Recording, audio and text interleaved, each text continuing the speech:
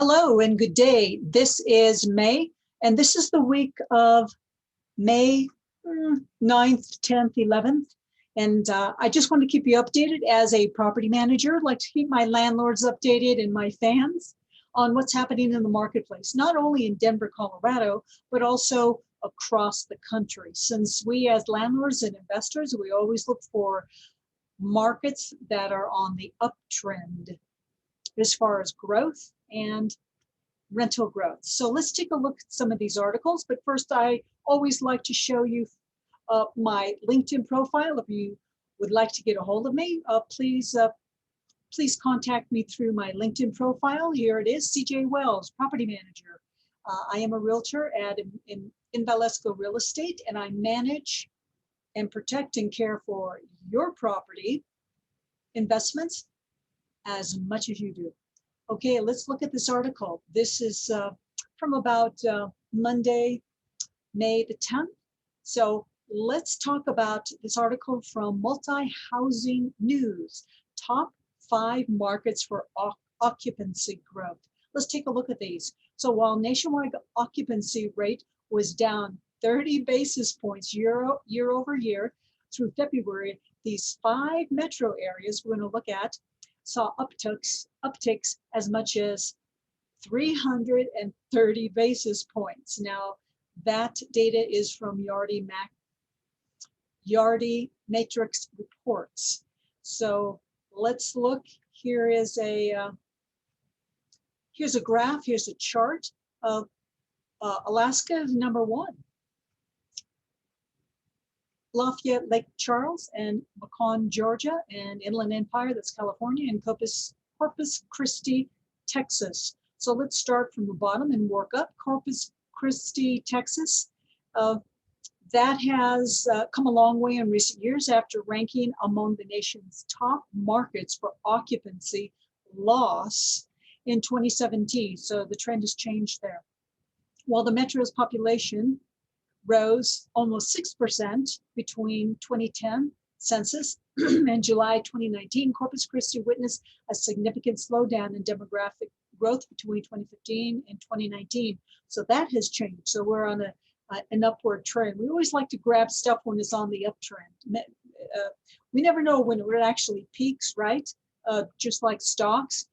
So we have to be fine-tuned to this. The Inland Empire of California. Now, the Inland Empire of California, you get on Freeway 10 from, say, Santa Monica or Sepulveda and Santa Monica Boulevard, and you drive straight east until you hit you hit San Bernardino and those cities there, Redlands, San Bernardino, Colton, all of those. So the Inland Empire, and this is a trend with all of these 5 areas across the country, is people are fleeing. That's what we read and that's what we see. They're fleeing these dense urban cities where a lot of riots and violence have occurred. People want to be safe, and landlords have a real job in keeping their community and their tenants in a safe area. And landlords do add to the stability of a community. What we do, it does ripple through the community. So we have a very important role and a huge influence. But anyway, the Inland Empire, it is growing because people are fleeing the city. And where else are they going to go in California but inland? They're going to go east to those smaller towns east of Los Angeles, which is quite a drive out there in the desert. San Bernardino, Fontana, Redlands, all of those. So that's the Inland Empire. Macon, Georgia. Here we are again, a small town outside of what? Outside of Atlanta, a very dense city, old city there on the East Coast. So Macon, Georgia, that's benefited outside Atlanta, and it has witnessed the second highest positive net absorption last year. That's over almost 13,000 units. The multifamily market in Macon, Georgia is on the rise again. And next, number 2, we're almost to number 1. Number 2 is Lafayette, Lake Charles, Louisiana. Now that, because of population growth started to slow down in the metro in recent years, development activity decreased significantly following the completion of more than 1,200 units in 2016. Now there are 3 projects totaling 296 units.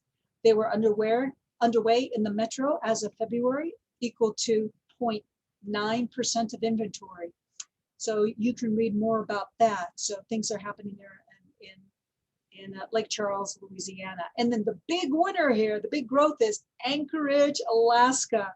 I mean, where else are you going to run away and be really safe but in Alaska? They have a lot of landmass there, and the population is pretty sparse, which people probably find safe compared to some of these big cities that are still seeing rioting, burning, looting, and killing. So while the metro's population rose 4.1% between 2010 census and July 2019, based on estimates starting in 2017, Anchorage's population has been on a downward path. In early April, acting Mayor Austin Quinn Davidson asked the Assembly to extend Anchorage's emergency status for the eighth time since the virus lockdown through July 16th. It's another sign that the metro is facing the harsh effects of the health crisis, with all major employment sectors contracting in the 12 months ending in February. Anchorage lost a total of just over 11,000 positions, equal to a 6% decrease. Meanwhile, the average occupancy rate rose 330 basis points year over year through February to just over 95%. So this is pretty interesting with the multifamily and how things are growing. The top 5 markets for occupancy growths. So there's contraction, but the occupancy it's growing. Interesting. 330 basis points. That is from Anchorage, Alaska. So that's a little bit of an update, and that is from the Multi-Housing newsletter.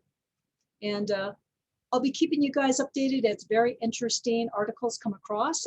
As I said, I am a member of the National Association of Residential Property Managers, and we also have great articles that come through as part of my membership there, and I'll keep you updated on that, because as property managers, we have to keep our fingers on the pulse of rentals, as do landlords and inventors. So until then, this is CJ in Denver, Colorado, property manager. Give me a call and we'll be chatting with you later. 720-283-3110. Bye.